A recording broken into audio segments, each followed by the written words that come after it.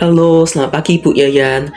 Perkenalkan, nama saya Yehuda Christian Hanjaya dari kelas 1A Pendidikan Matematika dan nomor MPM saya adalah 25310002. Kali ini saya membuat video penjelasan dari pengerjaan soal UTS yang sudah saya kerjakan. Dan kita akan langsung saja masuk ke dalam pembahasannya.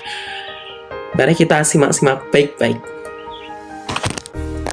Oke, kita langsung saja masuk ke dalam soal nomor 1. Soalnya adalah seorang siswa memiliki motivasi tinggi dalam belajar matematika, tetapi menunjukkan sikap negatif ketika menghadapi soal cerita. A. Kita menganalisis hubungan antara motivasi dan sikap terhadap matematika dalam kasus tersebut. Dari jawaban saya untuk yang bagian A yaitu kita awal-awal ini saya akan menjelaskan dulu apa itu motivasi dan sikap. Jadi motivasi dan sikap adalah dua aspek psikologis yang berbeda tetapi saling mengaruhi dalam proses belajar. Dalam kasus ini, motivasi tinggi itu menunjukkan bahwa siswa sebenarnya ingin berhasil, memiliki dorongan untuk belajar matematika, dan mungkin menganggap matematika penting atau bermanfaat. Sikap negatif terhadap soal cerita menunjukkan adanya hambatan emosional atau kognitif, seperti merasa soal cerita itu membingungkan, terlalu panjang, sulit dipahami, atau pernah mengalami pengalaman buruk ketika mengerjakannya. Hubungan keduanya adalah motivasi tidak selalu menjamin sikap yang positif. Jadi motivasi itu juga kadang menjadi hal yang negatif juga. Seorang yang bisa sangat ingin berhasil atau motivasi tinggi, tetapi tetap tidak menyukai jenis tugas tertentu karena pengalaman, prestasi, atau ketidakpahaman. Jadi motivasi itu juga bisa sebagai hal yang negatif juga. Lalu yang kedua, sikap spesifik dapat menghambat penerapan motivasi secara optimal. Motivasi tinggi mendorong siswa untuk belajar, tetapi sikap negatif membuat energi dan usaha tersebut tidak maksimal saat berhadapan dengan soal cerita. Lalu ketiga, yaitu ada konflik internal. Siswa mungkin ingin berhasil dalam matematika, tetapi merasa cemas, frustasi, atau takut gagal pada soal cerita, sehingga terjadi ketidaksesuaian antara keinginan dan respons emosional. Itu adalah jawaban untuk yang bagian A.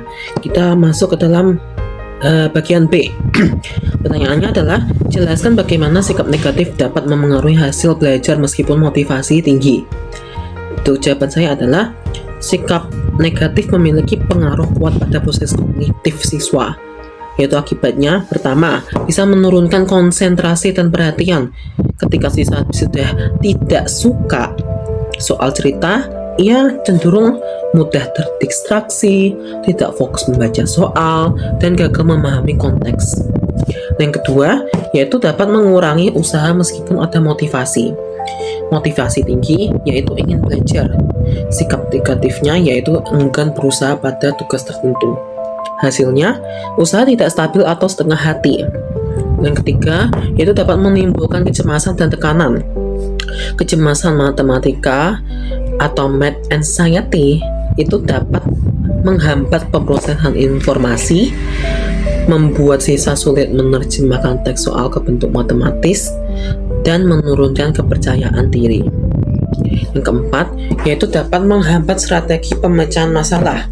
Walaupun bermotivasi tinggi, siswa dengan sikap negatif sering berburu-buru, menghindar, tidak mau menganalisis detail cerita, dan cepat untuk menyerah. Yang kelima, ada menurunkan hasil belajar.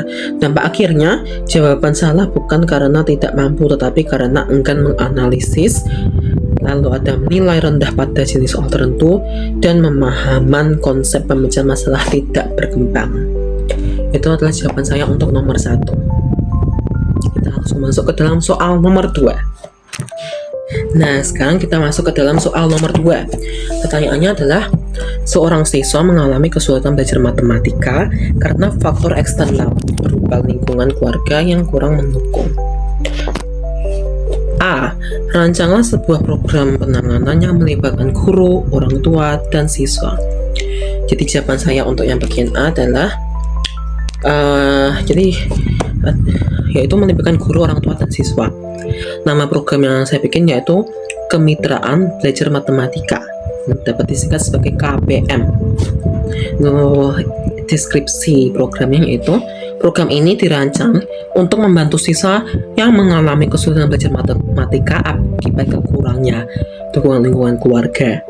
Program melibatkan kerja sama intensif antara guru, orang tua, dan siswa untuk membentuk lingkungan belajar yang kondusif, meningkatkan dukungan keluarga, serta memfasilitasi perkembangan kemampuan matematika siswa. Itu untuk yang A. Selanjutnya yaitu yang B. Jelaskan tujuan, langkah-langkah, serta indikator keberhasilan program tersebut. Untuk jawaban saya adalah yang pertama, yaitu saya buat dulu tujuan umumnya, yaitu terdiri dari tujuan umum dan tujuan khusus. Yang pertama, tujuan umum terlebih dahulu, yaitu tujuan umumnya adalah meningkatkan hasil belajar matematika siswa melalui penguatan dukungan keluarga dan kolaborasi antara guru, orang tua, dan siswa. Satunya yaitu baru tujuan khususnya, itu adalah yang pertama, membantu orang tua memahami pentingnya peran keluarga dalam keberhasilan belajar siswa. Dan kedua, membentuk kebiasaan belajar yang terstruktur di rumah. Yang ketiga yaitu ada meningkatkan Dan ketiga itu ada meningkatkan motivasi dan kepercayaan diri siswa dalam belajar matematika. Dan keempat yaitu ada memperbaiki komunikasi antara sekolah dan keluarga. Dan yang kelima yaitu ada meningkatkan pemahaman konsep matematika melalui bimbingan tambahan dan monitoring. Terus selanjutnya yaitu membuat langkah-langkah pelaksanaan programnya. Yang tahap pertama yaitu ada identifikasi dan diagnostik, yaitu guru mengobservasi kesulitan siswa dalam kegiatan pembelajaran. Lalu guru melakukan wawancara dengan siswa mengenai situasi belajar di rumah. Setelah itu guru menghubungi orang tua untuk memperoleh informasi tambahan mengenai kondisi keluarga. Selanjutnya itu ada tahap 2, yaitu pertemuan dan kesepakatan bersama. Guru, orang tua, siswa melakukan pertemuan untuk menjelaskan kondisi dan kesulitan yang dialami siswa, lalu menyusun jadwal dan strategi belajar di rumah, lalu membuat komitmen. Komitmennya adalah orang tua, yaitu menyediakan waktu dan tempat belajar. Kalau komitmennya siswa, itu mematuhi jadwal belajar. Lalu komitmen dari guru adalah memberi bimbingan tambahan. Selanjutnya kita langsung masuk ke dalam tahap ketiga, yaitu pelaksanaan program peran guru, yaitu guru memberikan bimbingan belajar tambahan, yaitu remedial atau konsultasi mingguan. Lalu guru menyediakan modul latihan bertahap dan mudah dipahami. Lalu guru juga mengevaluasi perkembangan siswa secara berkala. Lalu ada peran orang tua. Peran orang tua adalah menciptakan suasana belajar yang kondusif di rumah, lalu mengawasi pelaksanaan jadwal belajar, dan memberikan dukungan moral dan penghargaan atas usaha siswa. Lalu peran siswa, yaitu siswa melaksanakan jadwal belajar yang sudah disepakati. Siswa juga mencatat kesulitan dan bertanya pada guru saat mengadakan pertemuan. Lalu siswa juga menunjukkan kesungguhan dalam mengikuti bimbingan tambahan. Jadi siswa harus serius.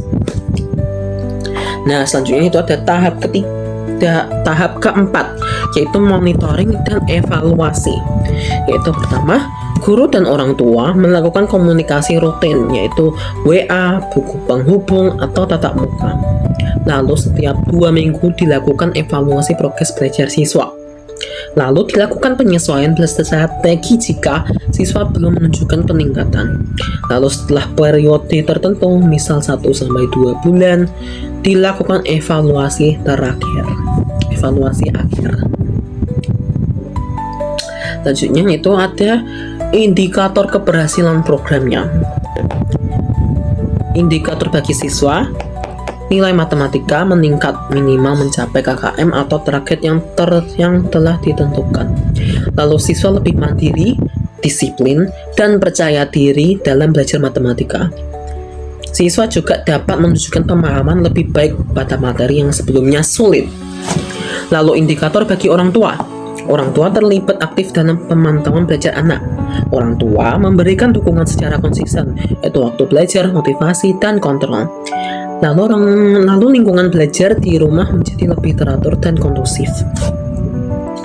Itu adalah indikator bagi orang tua. Selanjutnya itu indikator bagi guru. Guru mampu memberikan pendampingan sesuai rencana. Guru memberikan umpan balik berkala kepada orang tua dan siswa. Guru melihat adanya perbaikan perilaku belajar siswa. Lalu indikator bagi keseluruhan programnya, yaitu pertama, terjalin komunikasi yang harmonis antara sekolah dan keluarga. Yang kedua yaitu terjadi peningkatan signifikan dalam proses dan hasil belajar matematika siswa. Dan yang ketiga yaitu lingkungan keluarga lebih mendukung pendidikan anak secara berkelanjutan. Itu adalah jawaban saya untuk nomor 2. Selanjutnya kita akan langsung pembahasan ke nomor 3. Oke, kita langsung saja masuk ke dalam soal nomor 3. Soalnya adalah dalam penelitian ditemukan bahwa math anxiety dapat menurunkan kemampuan pemecahan masalah siswa. A. Evaluasilah dampak kecemasan matematika terhadap proses berpikir kritis siswa.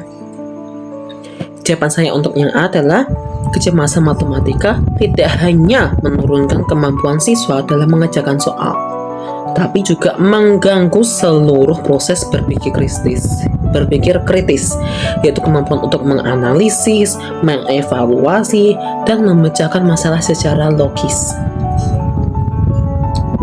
Yaitu masalahnya yaitu seperti ada pertama yaitu ada mengganggu konsentrasi dan perhatian. Kecemasan tinggi membuat pikiran siswa dipenuhi rasa takut, stres, atau khawatir. Akibatnya, fokus terbagi, siswa sulit memahami teks soal, perhatian mudah teralihkan oleh pikiran negatif. Yaitu contoh pikiran negatif yang dimiliki siswa pasti rata-rata memiliki pikiran, aku pasti salah, aku pasti gagal.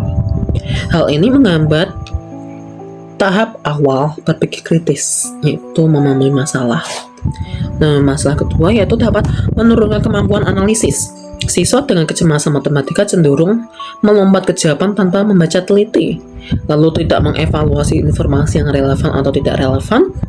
Lalu ada mereka menjadi kurang mampu menelaah struktur masalah atau mengidentifikasi pola. Masalah ketiga itu dapat menghambat penalaran logis. Ketika cemas, fungsi working memory atau memori kerja melemah.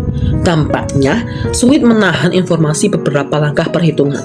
Mudah bingung atau lupa langkah-langkah yang sedang dilakukan, lalu sulit menarik kesimpulan logis.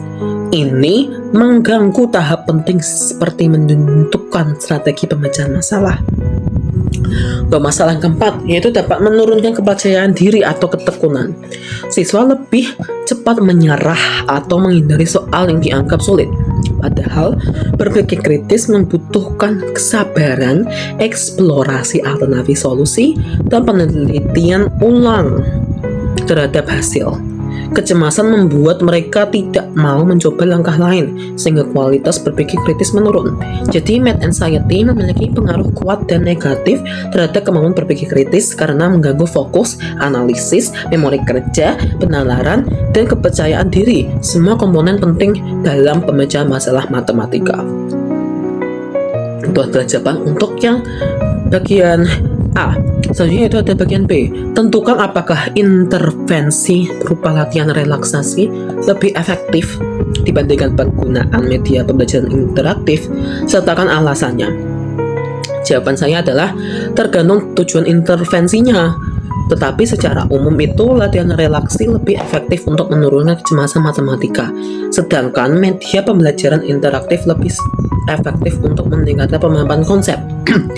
Berikut yaitu ada penalarannya. Jika tujuan utamanya adalah mengurangi kecemasan, maka relaksasi lebih efektif. Latihan relaksasi yaitu misalnya ada pernapasan, pernapasan dalam atau mindfulness. Lalu ada lagi relaksasi otot, bekerja pada aspek emosional dan fisiologis, yaitu sumber langsung dari kecemasan matematika. Alasannya adalah relaksasi menurunkan ketegangan otot dan detak jantung. lalu juga mengurangi respons stres yang mengganggu konsentrasi, lalu membantu siswa mengontrol pikiran negatif dan efektif dalam jangka pendek untuk menenangkan diri sebelum mengerjakan soal. Jadi kesimpulannya adalah untuk mengatasi akar masalah kecemasan, relaksasi adalah intervensi yang lebih tepat sasaran. Jika tujuan utamanya meningkatkan pemahaman, motivasi, atau minat, maka media interaktif lebih efektif.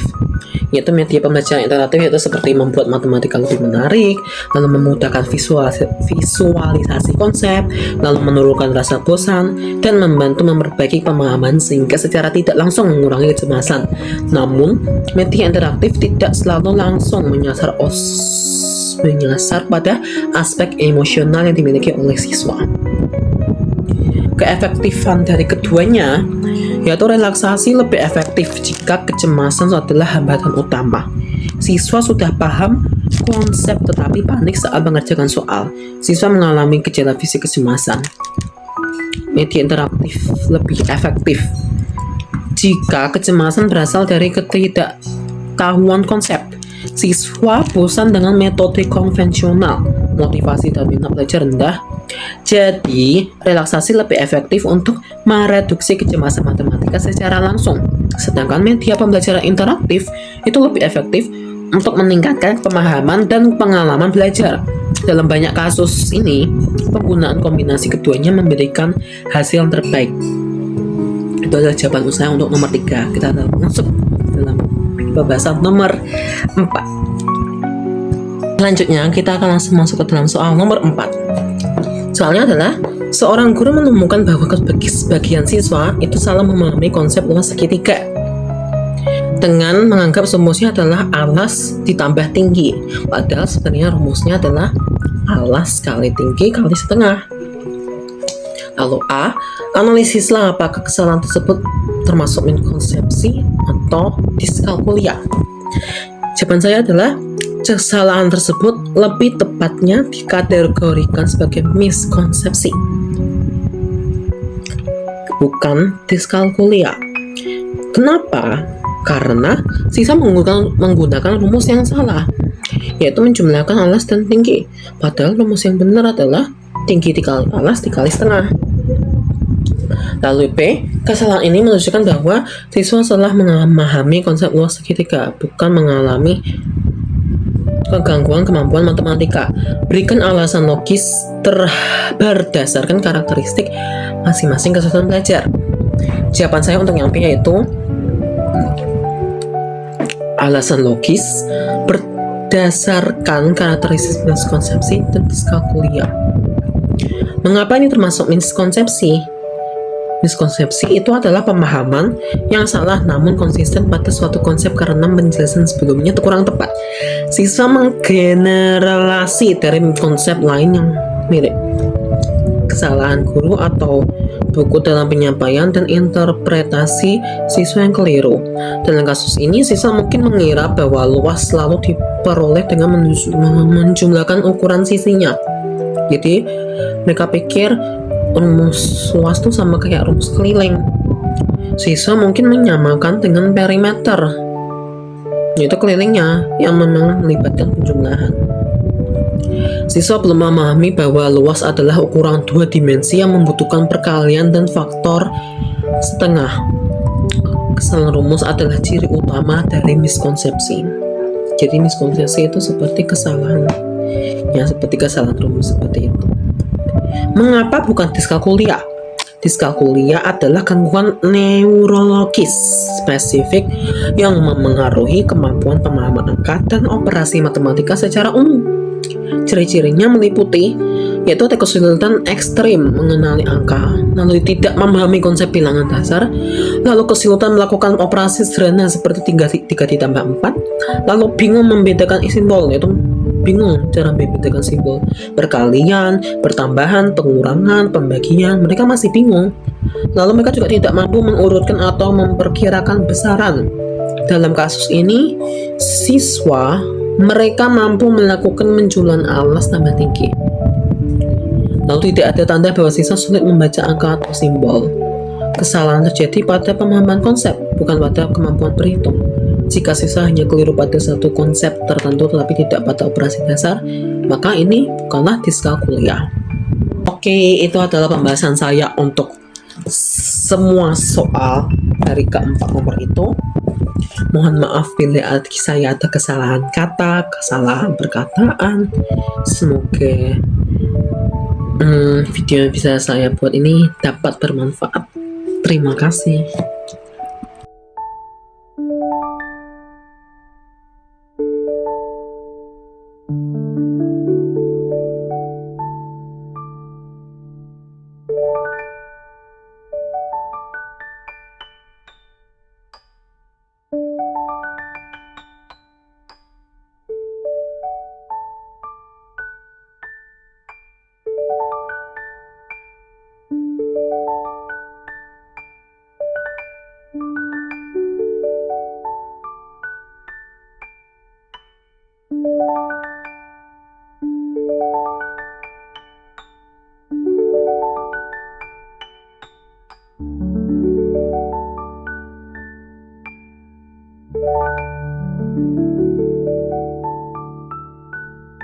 Thank you.